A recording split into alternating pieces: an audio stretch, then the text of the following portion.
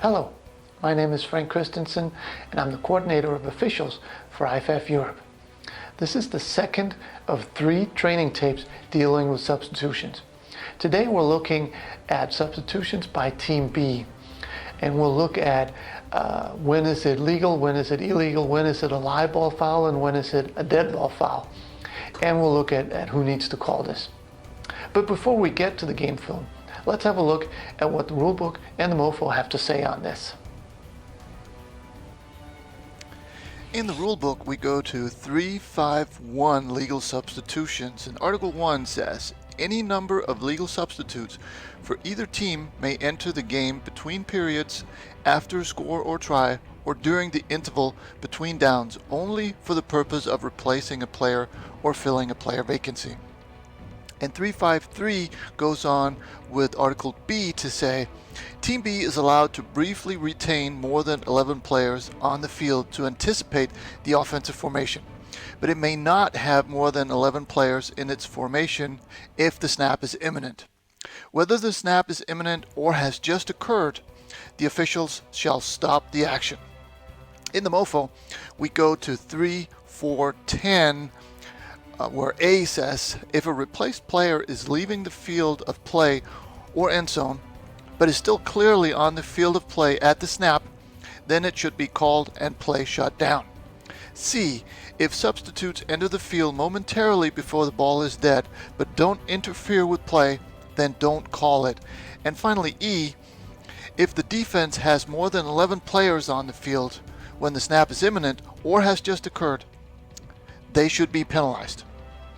And that was the theory. Now let's have a look at some game film. This first example illustrates that you don't have to be in the formation for very long to be in a formation. Now, right now we have 9 players in the huddle. Number 7 coming in is the 10th player. And we need to know this right now because here come 2 more and that makes 12. If you wait to start counting until now, you're never going to make this to 12. So the trick is to count very quickly. So you have 9, with number 7 you have 10, and then 2 more is 12. And here's a good example of a situation that we want to shut down pre-snap, or even if the ball is snapped, still shut it down and make it a dead ball substitution.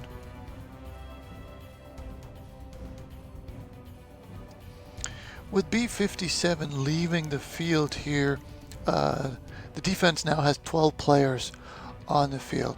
The referee blows the ball in there, so now Team B needs to be 11. And this is the correct time for the deep wing here, both of them, to shut this down. This is too long now. Team B is 12 in formation. The snap is imminent. This is when we want to shut this down for an illegal substitution. Right now there are 12 players in the defensive formation, so this needs to be shut down at the latest right now. There's absolutely no reason for us to miss this.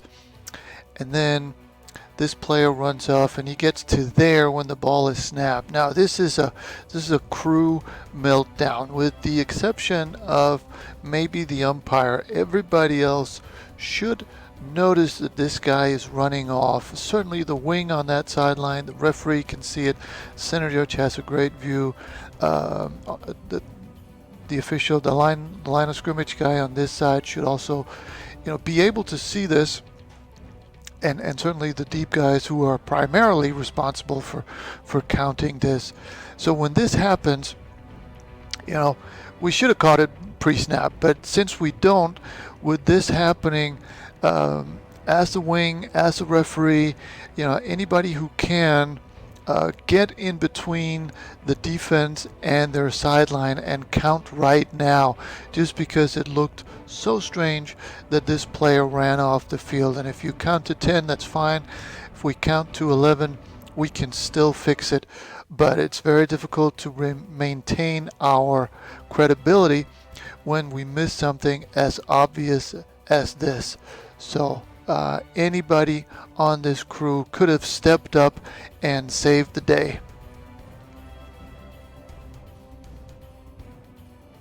Another situation with 12 in formation by the defense. The offense is getting ready to snap the ball. The snap is imminent. So this is one that we need to call. We need to shut it down and call it for 12 in formation. Even though B5 is trying to get off here, we want to shut this down as a dead ball illegal substitution by Team B.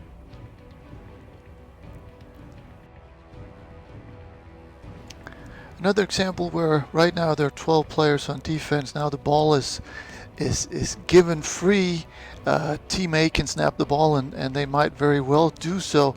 So this is one that we want to shut down, even though this guy tries to get off and he doesn't make it. Now if he were able to make it here at the end, they would get off the hook. But my point is that as soon as the ball is ready here and the snap is imminent, and we already have from the deep wing at the bottom here, we have a count of 12.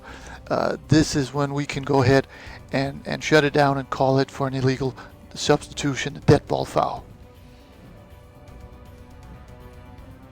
Here's another situation where we've got 12 players in formation on the defensive side of the ball. The snap is imminent, so this should have been shut down several seconds ago, but then this happens. One of them tries to run off. He doesn't make it, but this, if we haven't caught it yet, this should be a very clear indication for at least the sideline official here, the deep wing official on this sideline, and the back judge, maybe even the deep wing on the other side, that oops, maybe we should count again if they're doing that. And you can say, well, it's what we miss is only a 5-yard penalty, but let's have a look at the result of this play, which turns into a fumble recovered by the defense, where we should have had a dead ball substitution, illegal substitution by the defense. Instead, we give the ball to the defense, to the other team.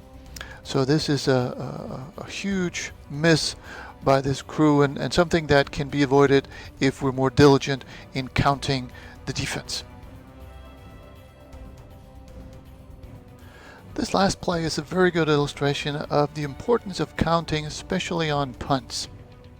And that can be a little tricky because people are running in and out, and sometimes for a referee it can be an idea just to delay making the ball free for a second or two, just to give the deep guys an extra chance to count, because here we've got 11 players, 11 blue players in the screen, but as you'll see, there's also one down here returning the ball, so that makes 12 on defense.